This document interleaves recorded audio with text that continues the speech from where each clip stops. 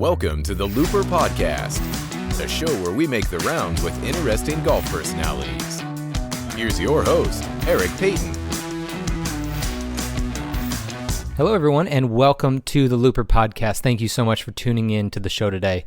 In today's Caddie Tips episode, we're going to be looking at the mental side of your game. In my opinion, that's an element that's often overlooked and ignored by most amateur golfers. So I'm really excited for this topic because I really believe that it's an important part of your success as a golfer. A couple months ago, we watched as Michael Block, a club pro, played well in the PGA Championship. And after the event was over, he was heard on a podcast saying that if he could hit the ball as far as Rory McIlroy, then he'd be a top player in the world because the rest of his game was elite. And many fans responded that he was crazy and that there's no way that he'd be able to be a consistent top player in the world. Because there's a lot bigger difference between the guys who play on tour and even really good club pros or top amateurs like Block. The thing is, if Block didn't believe that he was one of the best players in the world, he never would have been in the position he was in during a major championship. Whether what he said about his game was true or not, the fact that he believed it himself allowed him to play well. And for 4 days, he was one of the best players in the world. He finished tied for 15th. And so you imagine if he could hit the ball as far as Rory for those 4 days, where would he have been? He could have won the thing, to be honest. So it's not that crazy of a statement, but a lot of people thought that he was just crazy for saying it. But really, it was that belief in himself that got him there in the first place. And I just don't see that in a lot of amateurs. Now, there's some reason for doubting everyone's game. Everyone doubts themselves from time to time, but having some belief and some confidence in your game can only help.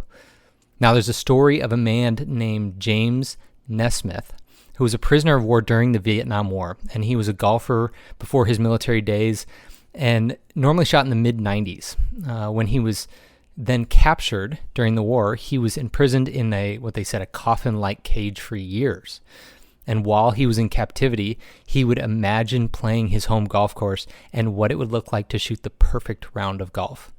Upon his release later on and his return to the game, he had taken 7 years off from the game at that point, and he went on to shoot a 74, which was 20 strokes better than his normal. And to me, that just shows the power of the mind in the game of golf. Bobby Jones, who is a legendary golfer, once said, "Golf is a game that is played on a 5-inch course, the distance between your ears." That brings me to my first point that you can incorporate into your golf game to shoot better scores, and that's visualization. Imagine the shot that you want to hit, and that's just a critical part of actually pulling it off. I heard a study from years ago that found that the last thing that a golfer thinks about before they swing the club is typically the result that ends up happening. So if you think about, some of those times you stand over a golf ball and you're just thinking, don't go right, don't go right, don't go right, because there's a pond right. And oftentimes what happens? You end up going right.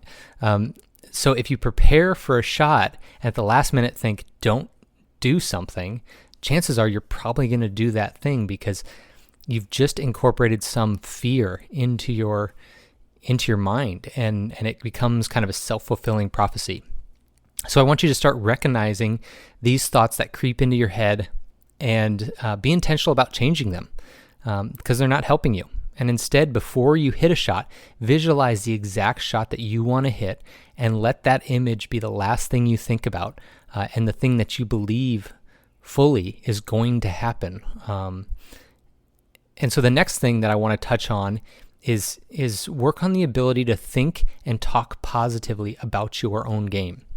There's this culture in the amateur golf world that players have to be overly humble about their skill. We like to talk about our game and talk it down, so not to set expectations too high or sound cocky or arrogant.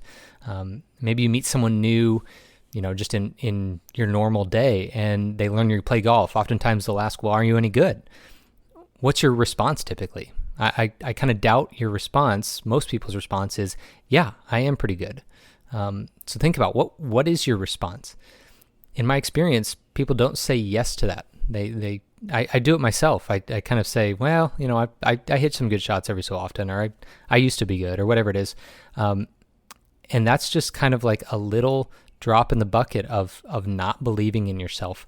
And then over time, you start to believe it because you've told yourself so much that you're not good.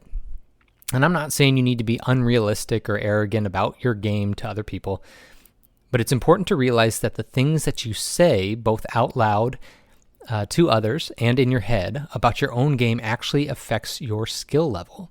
It's like a self-fulfilling prophecy. Like I said, whatever you say about your game, you start to believe it. Just like Michael Block, he told himself for so long that he was one of the best players in the world, and he believed it. And it came true because he had confidence in his game, and he knew that his short game was the best in the world. Whether that's true or not, it helped him to finish 15th place in a major championship. So get in the habit of telling yourself that you are good and not knocking your own game to others, or even in your mind while you're in a round of golf saying, oh, I'm just such a bad putter, I can't figure it out today. And that tends to lead, to more 3-putts. If you wouldn't say it about someone else's game, then don't say it about your own. That's kind of a good rule of thumb, that if it's too disrespectful to say it to someone else, then don't say it to yourself. And the third tip to learn from is to forget bad shots or bad holes. Just the other day, I was playing a round of golf, and I felt good going in the day. And the first hole was a par 5, which should be a nice chance to make a good score right from the beginning, make a par, maybe even a birdie. I was 120 yards out, hitting my third shot, and ended up making double bogey because I chunked a wedge and I 3-putted. And I remember walking off that green being just furious because I felt like I was excited about the day, I was excited about my game, and I really wanted to go out and shoot a good score. And now I was telling myself that it had all been lost on the first hole. The next 4 hours were just going to be a waste, until I caught myself and remembered the importance of forgetting bad shots. So I stood on the next tee, and I recognized the anger just inside of me, and I had to take a second to calm myself down and choose to forget what I'd just done and what had just happened on the last hole. That there were 17 more holes left, and I could still play well, but only if I forgot what just had happened. If I let it linger there, it would ruin the round even more. And so after doing that, after kind of composing myself and having a little bit of just clearing of my mind and choosing to forget about those things, I birdied the second hole to get back to 1 over for the day, which, not terrible, right? So you got 16 holes left and 1 over par. You can still shoot a pretty good score. So now I'm not saying that'll always happen. Obviously, that's anecdotal, but the idea behind it is true. Amateur golfers let bad holes snowball into multiple bad holes, or a bad shot into multiple bad shots, which are bad holes.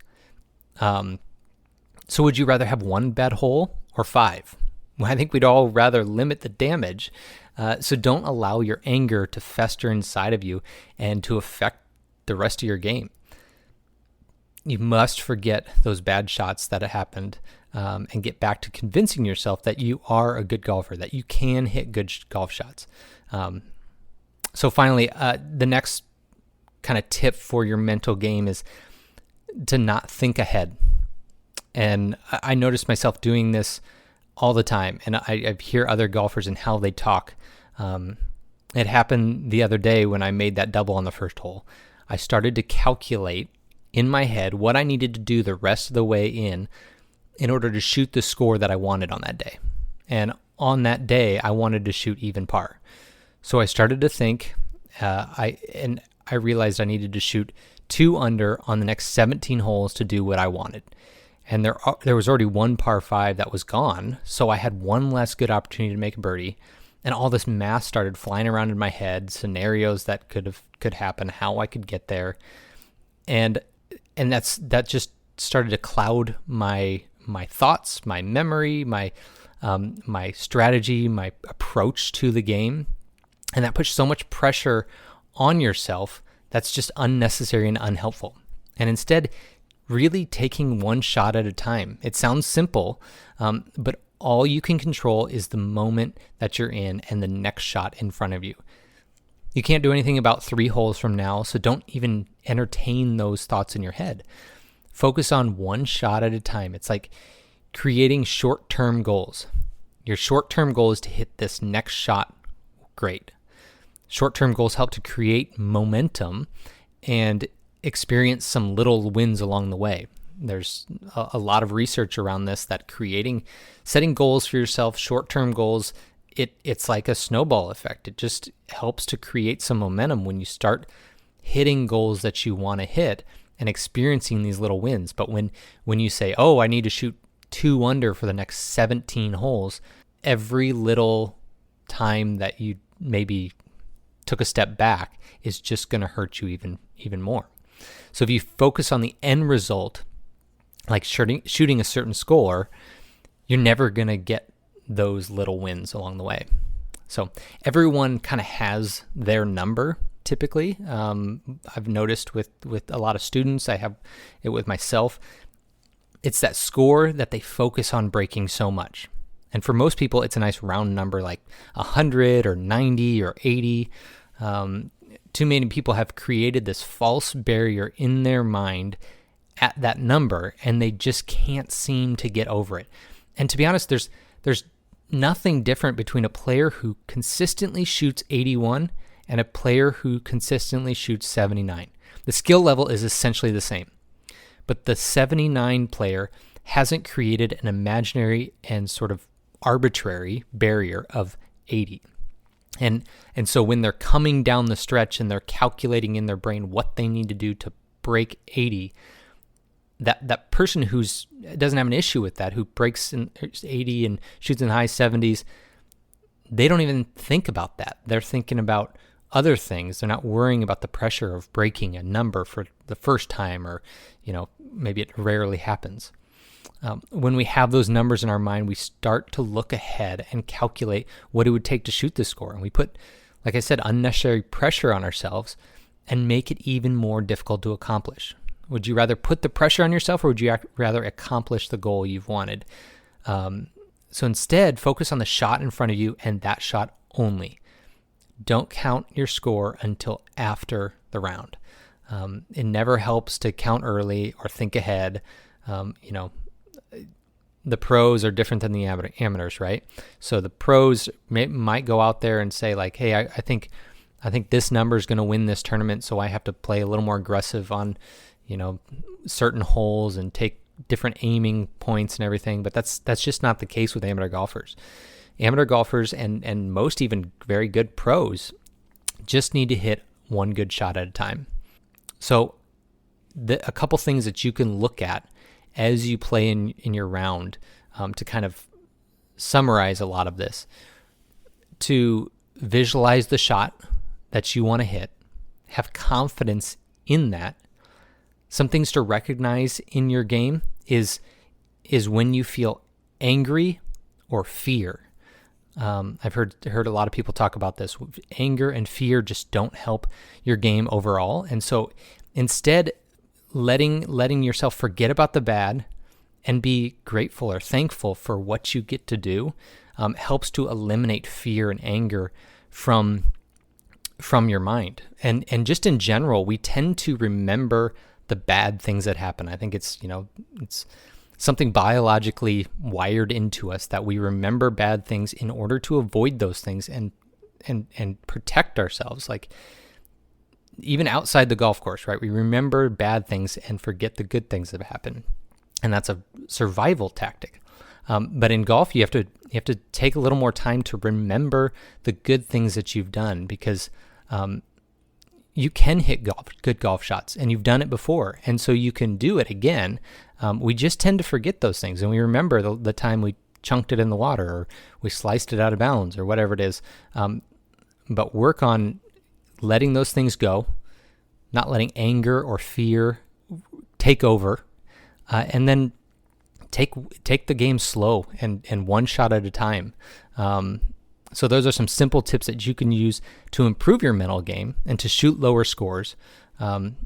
the visualizing your shot before you hit it. Talk positively about yourself, about your game to yourself and others. Forgetting the bad shots or the bad holes, and focusing on the one shot in front of you. And then being aware of when you're fearful or angry, and remembering the good shots and not letting those things take over.